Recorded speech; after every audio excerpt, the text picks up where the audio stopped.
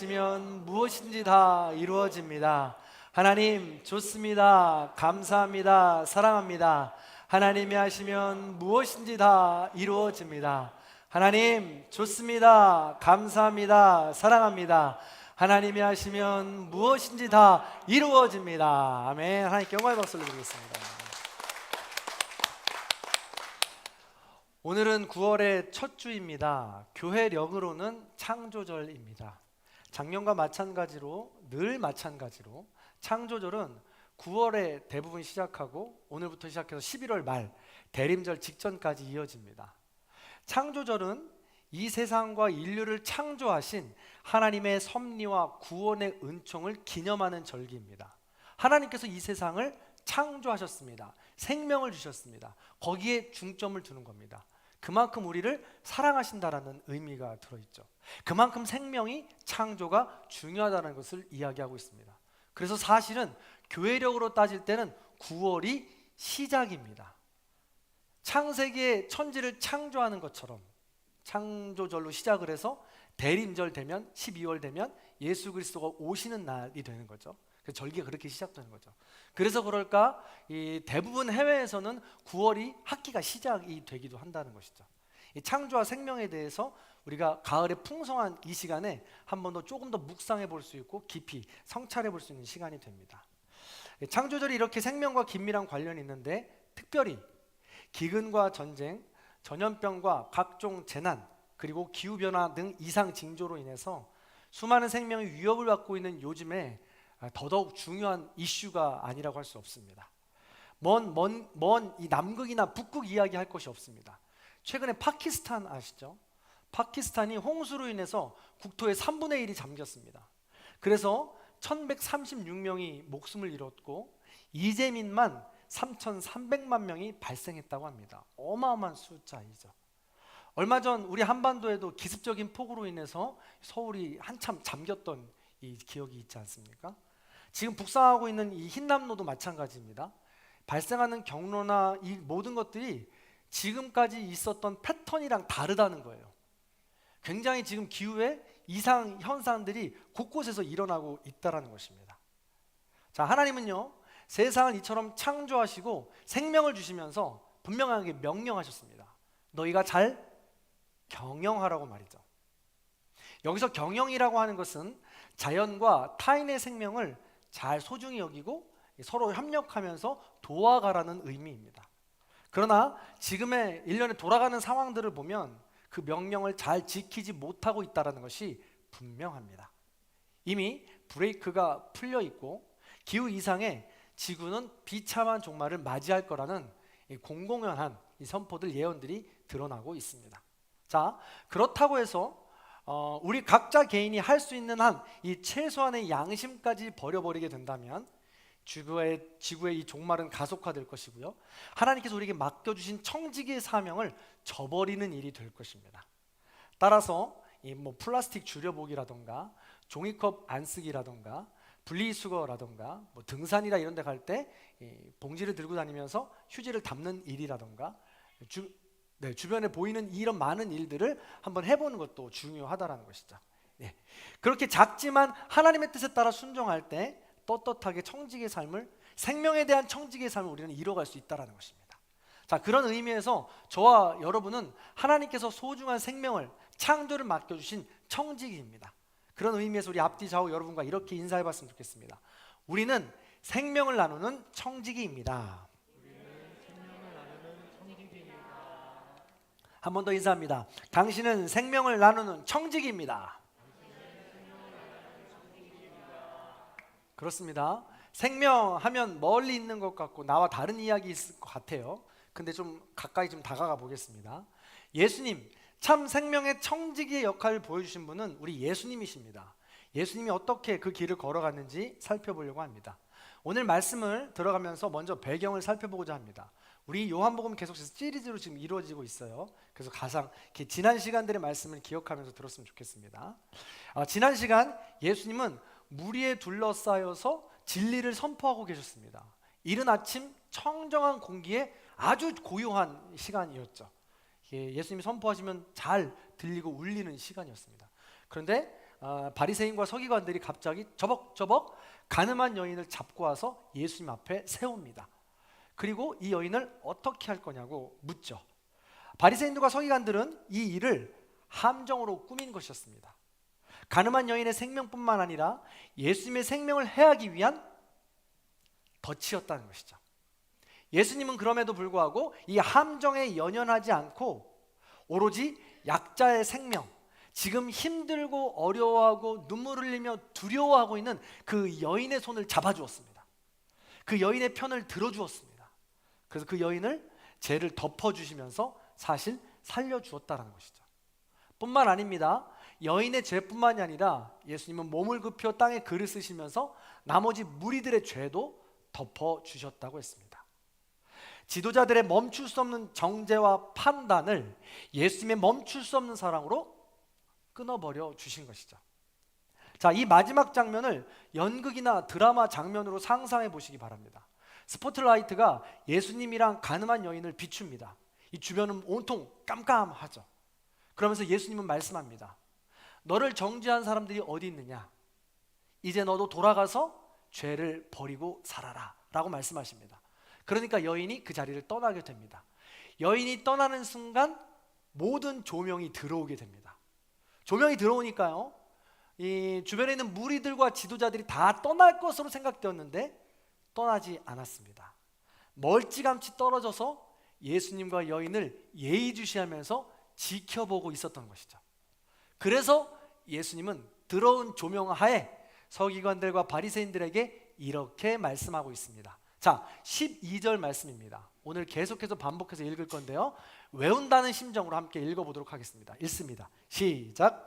예수께서 또 말씀하여 이르시되 나는 세상의 빛이니 나를 따르는 자는 어둠에 다니지 아니하고 생명의 빛을 얻으리라. 아멘. 예수님은 자기 자신을 가리켜 세상의 빛이라고 이야기합니다. 따르라고 말합니다. 그러면 생명의 빛을 얻는다고 말씀하십니다. 이것은요, 요한복음의 큰 틀 중에 틀입니다. 자, 계속해서 말씀을 드리잖아요. 요한복음에서 말씀드리는 것은 하나님이 이 땅을 창조하셨다는 거예요. 창조하신 하나님께서 죄를 범한 이들이 다 죽을 수밖에 없는데 예수 그리스도를 보내주심으로 예수 그리스도를 믿으면 구원을 받는다는 것입니다. 예수님이 이 땅에 오셔서 하나님의 아들이라는 것을 증인, 증언, 증거, 표적들을 통해서 계속해서 말씀을 보여주십니다. 그러면 완전히 마음이 닫혔던 사람들이 그 증인, 증언, 증거, 표적들로 인해서 조금씩 마음이 열리게 되는 거예요. 그래서 예수님을 믿으면 구원을 받게 된다라는 것입니다. 영접하면 구원을 받게 된다라는 것이죠.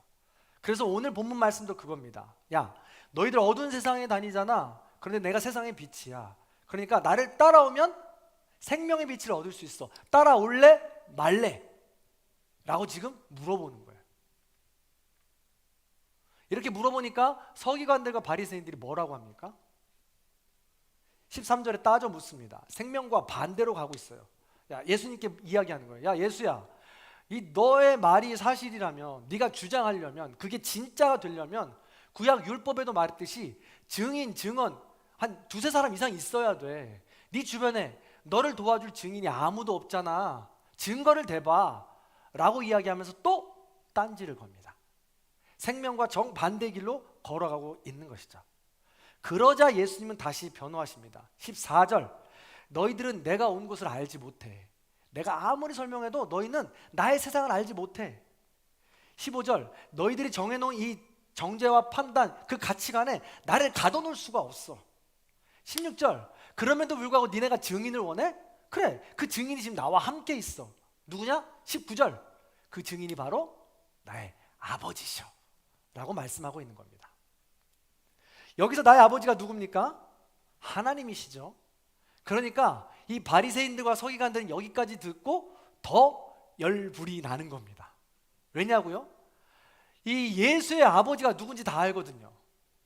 그냥 저 나사렛 시골에서 살아온 이 목수, 아무것도 영향력 없는 그냥 한낱 목수에 지나지 않는데 그 아버지가 무슨 증인이 되어주고 증언이 되어주고 증거를 대줄 수 있겠느냐. 말도 안 되는 소리 하지 마라. 나는 도대체 믿을 수가 없다 라고 말하면서 끝까지 마음의 문을 열지 않는 것입니다.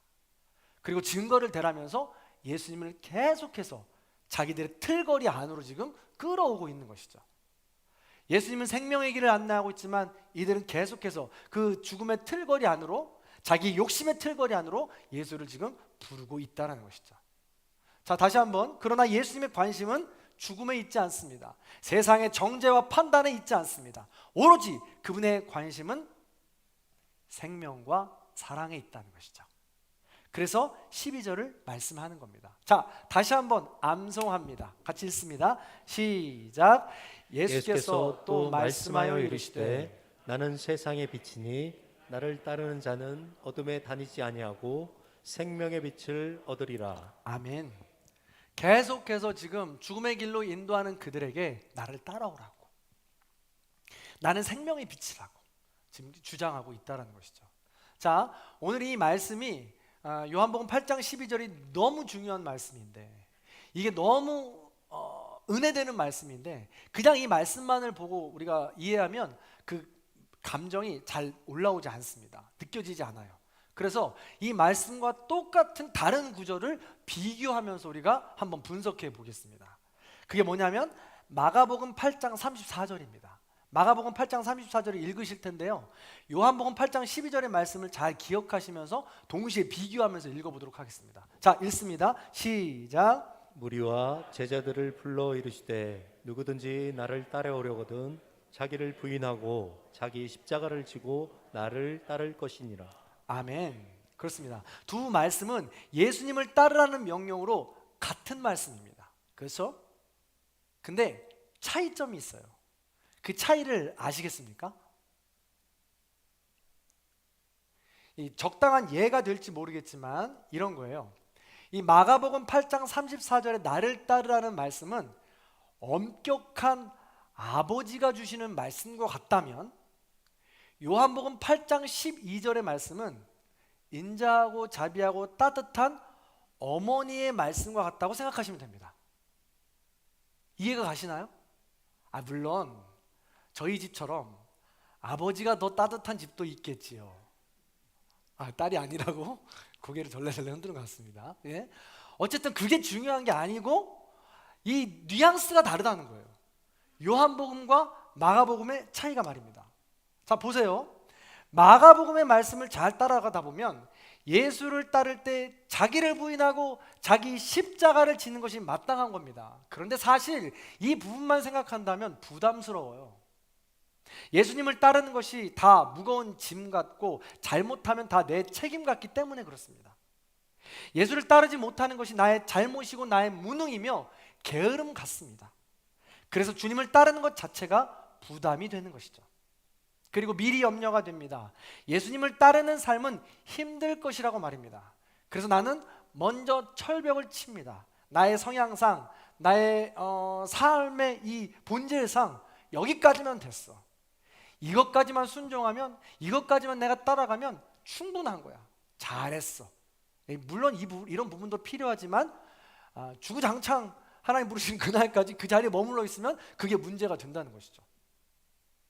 그런데 요한복음의 말씀을 보니까 뭔가 다르다는 거예요. 예수를 따르는 자에 대해 말씀하신 것은 분명한데 마가복음과 느낌이 다르다는 것입니다. 왜 그런지 말씀을 세밀히 살펴보겠습니다. 먼저 오늘 본문에서는 어둠에 다니지 아니한다고 표현하고 있습니다. 나를 따르는 자는 어둠에 다니지 아니한다고 표현하고 있죠. 그러니까 마가복음에서는 야, 너를 부인하고 너의 십자가를 지고 나를 따라 라고 말하고 있는, 본격적으로 말하고 있는 것 같이 느껴진다면, 요한복음에서는요, 예수님을 따를 때 우리 모두는 문제에 직면해요. 어두운 길에, 또 절벽과 같은 상황에 직면하게 됩니다. 그래서 어떻게 해야 될지를 모르는 안타까운 그런 상황에 직면하게 된다는 것이죠. 그런 상황에 있는 나를 예수님께서 부르시는 것 같아요. 너 지금 어둠 속에 있구나. 그럼에도 불구하고 나를 따라와봐. 나의 음성을 듣고 나를 따라와봐 라고 말씀하는 것과 같은 이 뉘앙스라는 것이죠. 더 나아가서 그냥 따르라고만 말씀하는 것이 아니라 그렇게 따르면 뭔가 주겠다고, 뭔가 얻을 수 있다고 말씀하신다는 거예요. 뭘 얻을 수 있대요? 그렇습니다. 생명의 빛을 얻을 수 있다는 것이죠. 그렇다면 구체적으로 생명의 빛이 뭘까? 내가 어둠 가운데 예수를 따르면 생명의 빛을 얻을 수 있다고 하는데 생명의 빛이 구체적으로 무엇일까라는 것이죠. 자, 여기서는요, 생명이라는 단어를 헬라어 원어로, 그리스어 원어로 우리가 함께 살펴볼 필요가 있습니다. 생명이라는 단어는요, 헬라어로 세 가지가 우리가 성경에서 기록됩니다. 첫 번째가 푸시케, 두 번째는 비오스, 세 번째는 조에입니다. 이 모든 게 성경에서는 다 생명으로 번역됩니다. 그런데 해석할 때 조금씩 다르다는 거예요. 일단 비아스는 생활이라는 뜻입니다. 그리고 비오스는 그렇죠. 비아스가 생활이라는 뜻이고 푸시케는 목숨이라는 뜻입니다. 이 두 뜻이 있고요. 근데 조에는 좀 더 폭넓은 뜻이 있습니다. 그게 뭐냐면 현재적 의미 그리고 미래적 의미, 이 시간의 그런 개념을 갖고 있다는 거예요. 그래서 이 푸시케와 비오스는 멈춰 있는 단어 같은데 조에는 움직이는 단어와 같습니다. 이 중간부터 끝까지 막 지금 움직이고 있는 그런 느낌의 단어라는 것이죠. 그래서 현재적 의미와 미래적 의미가 있는데 먼저 살펴볼 것은 현재적 의미입니다. 현재적 의미의 조에는 이 땅에서 사는 동안에 필요한 생명력을 의미합니다. 생명력, 힘을 의미한다는 것이죠. 그래서 이 땅 우리가 살아갈 때 생명의 기운, 에너지, 내가 그 일을 할 때 느끼는 기쁨, 내가 그 일을 할 수 있게 하는 동기, 이런 모든 것들을 조의 이 생명력이라고 표현하는 것이죠. 현재 이 땅에서 갖고 있는 이 생명력, 힘을 말합니다. 그래서 이 단어는 어디에 쓰이냐면 요한복음 10장 10절에 이 단어가 쓰여요. 요한복음 10장 10절에 뭐라고 기록하여 있냐면 내가 온 것은 양으로 생명을 얻게 하고 더 풍성히 얻게 하려는 것이라. 여기서 생명이 조회입니다. 그렇습니다. 예수님이 오신 것은 지금 여기서 생명을 얻게 하기 위해서, 예수님이 오신 것은 지금 여기서 필요한 것을 우리가 풍성하게 얻게 하기 위해서 예수님이 오셨다는 것입니다. 현재적 생명을 의미하죠. 예수님은 하늘 보자 저기 보아만 쌓으라고 말씀하시는 것은 아니에요. 분명히 이 땅에서도 무언가 풍성하게 누릴 수 있다고, 행복한 삶을 살 수 있다고, 그런 삶을 살 수 있다고 말씀하고 있는 것입니다. 그래서 하나님은 이 땅의 삶에도 관심이 있다는 것이고 하나님의 나라가 이 땅부터 이루어진다고 계속해서 선포하고 있는 것입니다. 그리고 또 하나입니다. 미래적 의미의 조회입니다. 미래적 의미의 조회는 현재적 조회가 끝나고 난 후에 이 육신의 죽음 이후에 얻는 영생을 말합니다. 이 조회는 그 영생까지도 포함하고 있다는 거예요. 그래서 굉장히 지금 유동적이고 움직임이 느껴지지 않습니까? 그래서 우리가 지금 여기서 말하는 조회, 생명은요, 이 땅에 우리가 살아서 나눌 수 있고 느낄 수 있고 힘을 얻을 수 있는 생명력인 동시에 육신의 힘이 다하여서 하나님 나라를 만났을 때에도 얻을 수 있는 영생까지를 의미한다라는 것이죠. 자, 이런 의미가 담긴 생명의 빛이 뭐냐? 바로 예수 그리스도라는 겁니다.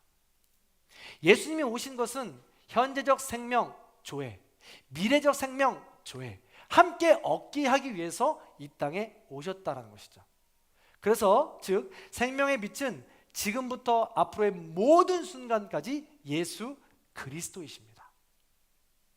더 놀라운 것은요, 우리가 그 예수 그리스도를 생명의 빛으로 믿고 지금부터 따라가기로 결심한다면 우리 삶 가운데 생명력을, 그 힘을 얻을 수 있다는 것이고 그 생명력을 다한 후에는 영생까지도 얻을 수 있게 된다는 것입니다.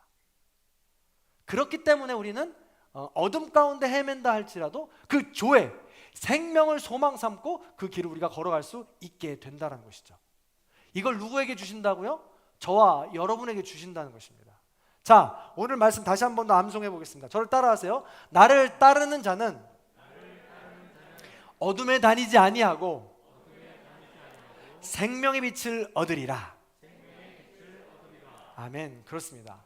자, 사랑하는 성도 여러분, 오늘 말씀을 통해 무엇을 알 수 있나요? 마가복음 8장 34절에 따르면 예수를 따르는 삶은 좁은 길입니다. 예수를 따르는 삶은 자기를 부인해야 합니다. 예수를 따르는 삶은 자기 십자가를 져야 합니다. 부담스럽죠. 힘들고 어려움이 느껴지시죠. 그러나 이것도 반드시 필요한 과정입니다. 그러나 우리가 마가복음 8장에 따르는 이 소명만 가지고 따라가다 보면 지칠 수밖에 없고 넘어질 수밖에 없다는 거예요. 그래서 우리는 더불어 요한복음 8장 12절에 이 소명도 가져야 된다는 것입니다.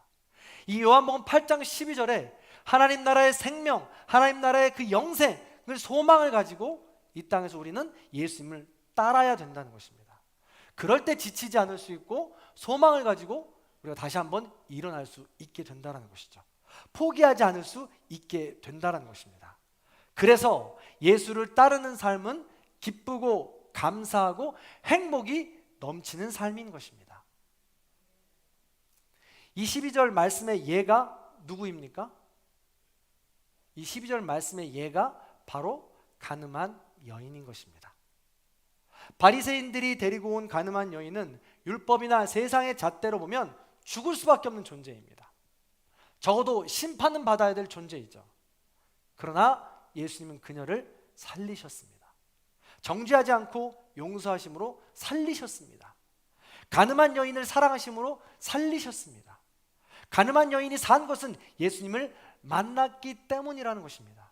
그래서 예수님을 따라가는 우리가 예수님을 만났다면 우리의 삶에도 당연히 사랑과 용서와 나눔의 생명이 드러나야 된다는 것입니다. 드러날 수밖에 없다라는 것이죠.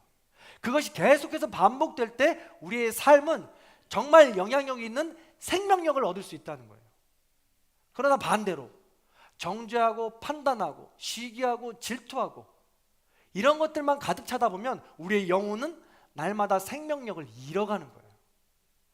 급기야는 나중에 움직일 수도 없어서 영생을 얻을 수도 없는 그런 지경에까지 이르게 된다는 거예요. 그렇기 때문에 예수를 따른다는 것은 예수님께서 보여주신 사랑의 길이요, 용서의 길이요, 나눔의 길, 이런 것들을 계속해서 우리의 삶으로 드러나게 하면서 생명력을 조금 더 강하게 만드는 것입니다. 그래서 그 힘을 가지고 조회, 영생을 얻게 되는 것이죠. 우리도 마찬가지입니다. 우리는 세상과 가늠한 여인입니다. 그래서 나를 위한 쾌락 때문에, 나를 위한 명예 때문에, 나를 위한 권력 때문에, 나만을 위한 재물 때문에, 나만을 위한 선택 때문에 세상과 가늠한 여인입니다. 요한복음 8장 상반부에 나왔던 그 가늠한 여인만 가늠한 것이 아니라 우리 모두도 그렇게 똑같은 죄인이라는 것이죠. 그래서 사실은 바리새인이나 율법학자들로부터 우리도 정죄와 판단을 받아서 그에 응당한 대가를 치러야 한다는 것입니다. 그래서 우리는 죽을 수밖에 없다는 것이죠. 우리의 생명력이 날마다 소멸될 수밖에 없다는 것이죠. 그러나 오늘 예수님은 그럼에도 불구하고 우리를 만나주신다는 거예요. 그러면서 우리에게 말씀하신다는 거죠. 사랑하자, 나누자, 내가 너를 정죄하고 판단하지 않으며 용서하고 너를 놓아주겠다. 그럴 때 우리 안에 있는 생명력이 점점 자라나게 되는 것입니다. 타인을 볼 것도 없습니다. 내 안에 있는 내 생명력을 보는 거예요. 성도 여러분, 여러분 안에 있는 생명력이 얼마나 강하게 자라고 있습니까? 거기에 집중해야 된다는 것이죠. 오늘 말씀을 정리해 보겠습니다. 예수님을 따르기 위해 마가복음의 명령만을 가지고 의무감에 따라간다면 내 능력과 힘으로 가는 것 한계가 있습니다. 그러나 예수님을 따르기 위해 또 필요한 것이 있습니다.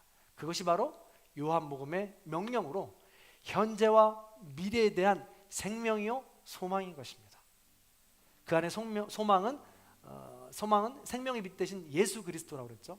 그래서 그걸 어떻게 따라가는 건지 모른다고 생각될 때 성경을 읽으시면서 예수님이 어떻게 살아가셨는지를 보면 돼요. 그리고 예수님을 닮아가시려고 노력하시면 됩니다. 그렇게 될 때 나도 모르게 나의 생명이 더 풍성하게 자라고 있고 큰 생명력으로 전하여지고 있는 것을 경험할 수 있게 된다는 것이죠. 부디 주님이 다시 오시는 날 어마어마한 생명력으로 잘했다 칭찬받을 수 있는 저와 여러분들이 다 되시기를 간절히 축원합니다. 토마스 타반 아콧이라는 사람이 있습니다. 이는 아프리카 남수단 출신의 의사입니다. 2009년 한국으로 와서 인제대 의과대학에서 공부해서 이후 2018년 12월 의사 국가시험에 최종 합격을 했습니다. 놀라운 것은요, 한국 사람이 한국 의사가 된다는 것도 너무 어려운 일입니다. 그렇죠? 근데 아프리카 사람이 한국 병원에 와서 한국 의사를 한다는 것은 제가 생각할 때 불가능한 일입니다. 근데 저분이 저 일을 해냈다는 것입니다. 그는 3, 4년 동안 하루에 3시간씩만 자면서 공부를 했다고 합니다. 휴일도 없었다고 해요. 오히려 휴일은 그날이 밀린 공부를 하는 날이었다고 합니다. 그런 그가, 이 토머스 타반 아콧이 왜 한국 병원에서 한국 의사를 하게 되었을까요? 그것은 바로 그의 스승 때문이었습니다. 그의 스승은 다들 아시겠지만 울지마 톤제 주인공인 고 이태석 신부님이십니다. 이태석 신부님 잘 아시죠? 영화로도 만들어지잖아요. 의사이자 신부님이요, 음악 선생님이자 지휘자였습니다. 수학 선생님이었고 건축가이기도 했죠. 그는 내전이 한창이던 남수단 시골 골짜기에 2001년 들어가서 그들과 함께 8년을 살았습니다. 그리고 휴가차 한국으로 들어와서 휴가를 맞이하면서 건강검진을 받게 되는데 그때 대장암 3기 판단을 받습니다. 그리고 47세의 젊은 나이에 하나님의 부르심을 받습니다. 이태석 신부님은 8년 동안 그곳에 살면서 무언가를 가르치지 않았다고 합니다. 그냥 그들 옆에서 함께 생명을 나누면서 살았다고 해요. 예수님의 말씀을 따라 지극히 작은 자 하나에게 하는 것이 자기에게 하는 것이라는 이 마태복음의 말씀을 붙잡고, 예수님이라면 이때 어떻게 하셨을까? 예수님이라면 이 문제에서 어떻게 행동하셨을까? 늘 이렇게 질문하면서 하루하루 그곳에서 살았다고 합니다. 전기가 필요하니까 책을 열심히 읽어 공부해서 태양광을 설치합니다. 아픈 사람들을 내 가족처럼 치료해 줍니다. 음악이 필요하니까 책을 열심히 읽어서 악기를 배워서 손수 가르쳐 주면서 그들의 다친 마음을 위로해 줍니다. 그가 그렇게 열심히 노력하고 배우며 가르치는 삶을 옆에서 사니까 옆에 있는 학생들이 보고, 아, 저렇게 노력하며 배우고 아무리 모르게 시작을 해도 되는 거구나 하면서 그들이 그 길을 따라가기로 결심하면서 살았다라는 것이죠. 그래서 보고 따라하기 시작한 것입니다. 이태석 신부님이 결국 병을 낫지 못하고 목숨을 다했을 때 그 소식을 듣고 그 모든 제자들 넘어서 그 마을의 모든 주민들, 그리고 내전이 한창이었던 군인들도 눈물을 흘렸다고 합니다. 눈물을 흘린 것이 무엇이 대수냐? 당연히 울어줘야지 라고 생각하지 않습니까? 그런데요, 남수단은요 내전이 한창인 나라여서 7살 때부터 총을 들고 전쟁통에 나아가는 나라였습니다. 그래서 7살 때부터 전쟁통에 나아갈 때 울지 말라고 가르침을 받습니다. 너 울면 지는 거야. 너 울면 전쟁에 나가서 죽는 거야. 울지 마. 그래서 그들은 아무리 힘들고 어려운 일이 있어도 눈물을 흘리지 않는다는 거예요. 그런데 이태석 신부님이 돌아가셨다는 소식을 영상으로 접하고 함께 했던 모든 이들이 그곳에서 펑펑 울었다는 겁니다. 그만큼 이태석 신부님의 이 육신의 삶은 같지만 영적인 생명력 조회는 이어져서 많은 사람들에게 흘러갔다라는 겁니다. 전해졌다라는 것이죠. 마치 토마스 타반 아콧처럼 말입니다. 근데 놀라운 것은요, 토마스 타반 아콧, 이 사람이 의사가 되어서 자신의 최종 목적지는 다시 자기도 남수단으로 가서 이 병든 사람들을 치료해 주는 것이 삶의 목적이라고 이야기한다는 것입니다. 더 놀라운 것은 이 토마스 타반 아콧과 같이 이태석 신부님과 같은 의사가 되고 싶어요 해서 의사가 된 그 당시의 학생들 무려 59명이나 된다고 합니다.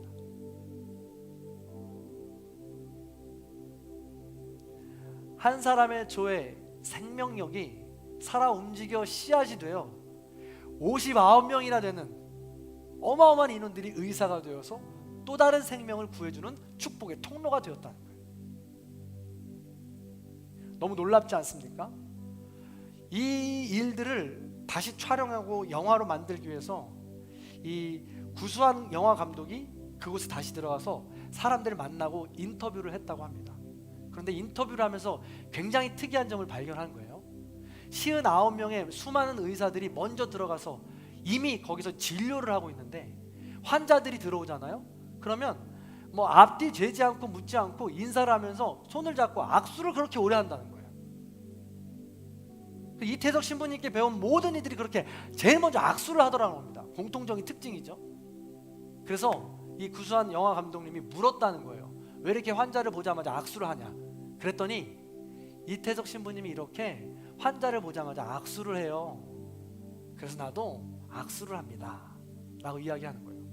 그래서 왜 그러냐 찾아봤더니 이태석 신부님이 살아있을 때 쓴 일기장 같은 거 있는데 거기에 이렇게 기록이 되어 있더라는 거예요. 그렇게 환자와 악수를 하는 이유는 의사와 환자의 만남이기보다 앞서 영혼과 영혼의 만남이 먼저라고 생각하기에 나는 환자로서가 아니라 영혼으로서 그를 만나고 싶기 때문입니다 라는 것이죠. 그러면서 교감을 하면서 그에게 생명을 전해 주었던 것입니다. 또 놀라운 것은 무엇인지 아십니까? 그래서 제자들의 진료를 받고 다 나온 환자들에게 이 영화 감독이 물었대요. 어때요? 제자들에게 진료를 받으니까 좋습니까? 라고 물었더니 하나같이 환자들이 전부 다 이렇게 말하더라는 거예요. 너무 좋습니다. 우리 신부님이 살아 돌아오신 것 같아요. 이렇게 말하더라는 거예요. 이게 조의 생명력, 부활 아닙니까? 사랑하는 성도 여러분, 여러분은요 지금 삶을 살아가면서 여러분의 삶 가운데 무엇을 남기고 살아가고 계십니까? 오늘 저녁에 만약 하나님께서 여러분의 생명을 거두어 가신다고 하면 여러분은 하나님 앞에 내어놓을 것이 무엇이 있으십니까? 풍성한 생명력, 조회, 그 이력들 남아 있으십니까? 아니면 여전히 타인을 정죄하고 판단하고 시기하고 질투하며 그냥 물질 따라가며 살아가면서 하루하루 버겁게 살아가고 계시진 않습니까? 오늘 예수님은 어둠 가운데 있는 저와 여러분에게 다가오셔서 또 말씀하십니다. 나를 따르라. 내 안에 거하라. 내 이름을 부르라. 그러면 생명의 빛을 얻어서 생명력 있는 삶을 살 수 있고 더 나아가 풍성한 생명력 있는 삶으로 너는 영생을 얻을 수 있을 것이다. 이 음성을 들으시고 멈춰있는 그 자리에서 주님의 음성으로 다시 일어나 생명력으로 도약하여 걷고 뛰시는 저와 여러분의 삶이 다 되시기를 주님의 이름으로 간절히 축원합니다. 아멘. 그래서 우리가 그 마음을 담아서 우리가 이 찬양 함께 나눴으면 좋겠습니다. 자, 가사를 잘 보세요. 수많은 무리들 줄지어 그분을 보기 위해 따르네. 평범한 목수이신 그분 앞에 모든 무릎이 꿇어 경배하네. 우리 모두가 수많은 무리들이 되어서 그분 앞에 지금 꿇어 엎드려 경배하고 있는 것입니다. 모든 문제들 하나하나 죽음까지도 힘을 잃고 생명의 근원 되신 예수 이름 앞에 모든 권세들이 굴복하는 것입니다. 그러면서 우리가 해야 될 것이 무엇이에요? 예수 이름을 높이는 겁니다. 예수 이름을 따라가자고 결단하는 겁니다. 아니 이만하면 됐지, 그냥 적당히 하면 될 것 같아, 포기하지 마시기 바랍니다. 이 찬양을 함께 나누시면서 다시 한번 결단하시고 나의 한계를 넘어서서 주님의 길을 따라 걸어가시는 그런 결단의 시간이 되길 바랍니다. 그런 마음을 갖고 우리 함께 찬양하겠습니다.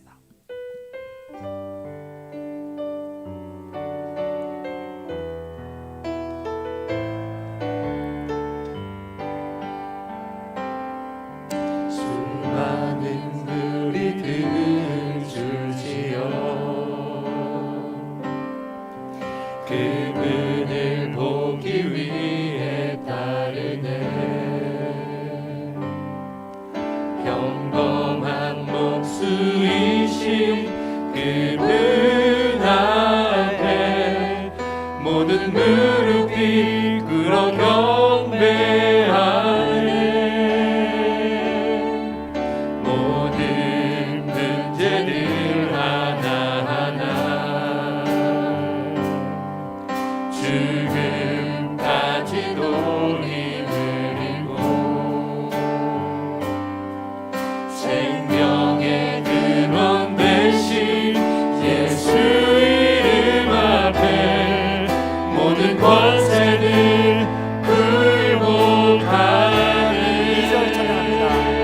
나의 계획이 실패하고 나의 계획이 실패하고 나의 소망이 끊어질 때 삶의 주관자 되신 그분 앞에 나의 무릎을 꿇어 경배하네. 나의 삶을 그에 맡길 때 비로소 나의 마음 평안해. 구원의 반석 되신 예수의 이름을 소리 높여 찬송하네.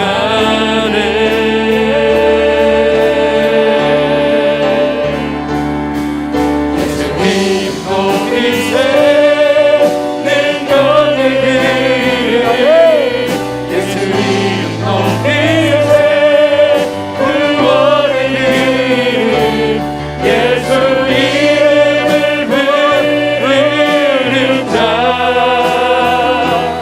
예수 이름을 믿는 자 예수 이름 앞에 나오는 자 복이 이름으로 고백합니다. 예수 이름 따르세. 예수님 따르세 능력의 길 예수님 따르세 구원의 길 예수 이름을 부르는 자 예수 이름을 믿는 예수 이름을 믿는 자 예수 이름 앞에 나오는 자 복이 손들고 한 번 더 고백합니다. 예수 이름 높이세. 예수님 높이세 능력의 길 예수님 높이세 구원의 길 예수 이름을 부르는 자 예수 이름을 믿는 예수 이름을 믿는 자 예수 이름 앞에 나오는 자 복이 우리 마지막으로 한 번만 더 간절한 마음으로 고백합니다. 예수 이름 높이세. 할렐루야. 예수님 높이세 능력의 하나님 아버지요, 주님의 이름을 따르겠습니다. 주님의 이름을 높여드립니다. 생명의 빛이요, 생명을 끊어내신 하나님이요, 이 자리 가운데 우리 마음 가운데 강박한 우리 마음 가운데 임재하여 주시옵소서. 예수 높여드리게 하여 주시옵소서. 예수 이름 앞에 나오는 자 복이 있도다. 아멘. 이 시간 우리 다 함께 기도하는 시간 갖도록 하겠습니다. 하나님, 주님을 따르고 싶지만 내 욕심대로 내 뜻대로 아버지 그렇게 살아가다 보니까 어둠 가운데 헤매고 계속해서 반복되는 실패 때문에 더 이상 일어날 수 없는 힘이 되었습니다. 주님, 그런 나를 불쌍히 여겨 주시옵소서. 다시 한 번 더 주님의 음성을 듣고 일어나기 원합니다. 결단하기 원합니다. 어둠 가운데 있는, 절벽 가운데 있는, 홀로 있는 외로운 나에게 찾아와 주셔서 새 힘을 얻고 일어날 수 있도록 인도하여 주시옵소서. 생명의 빛으로 풍성한 삶이 될 수 있도록 인도하여 주시옵소서. 예수의 길을 따라 사랑하고 용서하고 나누며 살아갈 수 있도록 도와주시옵소서. 우리 그런 기도 제목 가지고 나와 가정과 자녀들과 부모님들과 우리 교회와 나라와 민족을 위해서 다 함께 합심하여 기도하는 시간 갖도록 하겠습니다. 우리 마음을 모아서 다 함께 합심하여 기도하겠습니다. 할렐루야. 사랑과 은혜가 풍성하신 하나님이여 감사합니다. 구름 가운데 악한 가운데 하나님 앞에 무릎 꿇기 원합니다. 하나님이여, 매일같이 실패하고 매일같이 어둠에 있고 절망 가운데 있는 우리들을 불쌍히 여겨 주시옵소서. 반복되는 실패 속에서 반복되는 어려움 속에서 앞이 감당할 질병과 어려움 속에서 좌절하고 절망하고 있습니다. 물질 때문에 아버지 관계 때문에 모든 어려움 때문에 지난 있을때 날 보면서 우리가 있는 내 스스로 인도하여 주옵소서. 생명의 빛이 되신 그런 빛이 예수를 따라가는 예수의 이름으로 삶의 붙잡아 주옵소서. 예수의 이름을 따라가는 삶의 인도하여 주옵소서. 너무나 거룩한 마음이어서 너무나 부족한 마음이어서 아버지 하나님 나의 부족한 마음입니다. 아버지 자기를 위하여 십자가를 지고 나아갈 때 우리를 홀로 버려주지 마시고 이렇게 나아가는 삶의 스스로 인도하여 주시옵소서. 우리의 부족한 모든 것들 땅에서 우리 하나님께서 하늘에서 우리가 다 말씀하고 나오니 주님의 것들이 보이시고 인도하여 주시옵소서. 주님 하늘에 불러러 주시옵소서. 아버지 하나님여 성령님의 인도하여 주시옵소서. 성령님의 인도하여 주시옵소서. 가정과 모든 인도하여 주시옵소서. 성령님 우리 마음을 인도하여 주시옵소서. 성령님 인도하여 주시옵소서. 영원히 아파요 수많은 우리의 시험을 주님을 따르는 제자를 주님을 따르는 생명의 빛을 얻는 생명을 인도하여 주시옵소서. 주님을 따르는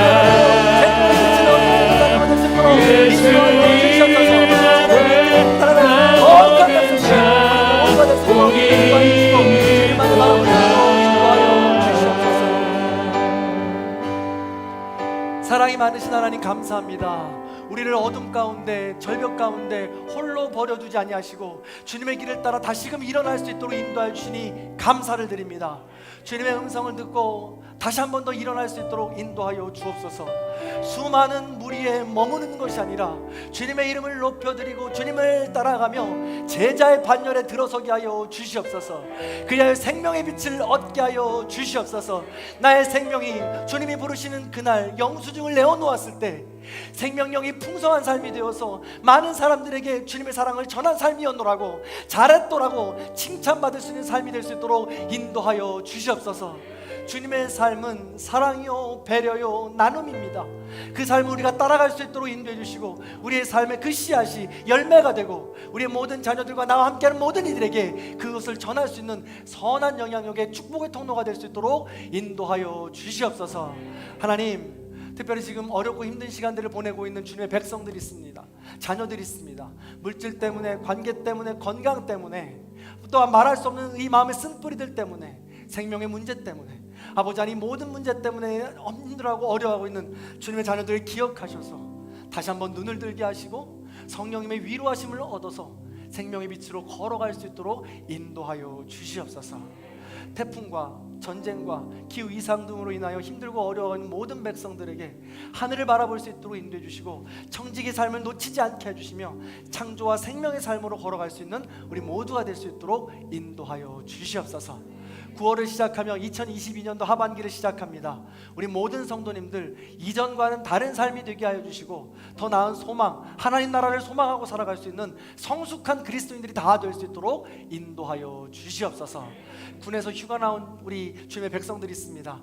귀한 자녀들 지켜주셔서 마음과 생각과 육신을 지켜주셔서 다시 제대하고 돌아올 때까지 안전하게 해주시고 건강한 모습으로 그 모든 것들을 잘 복무하고 돌아올 수 있도록 인도하여 주시옵소서.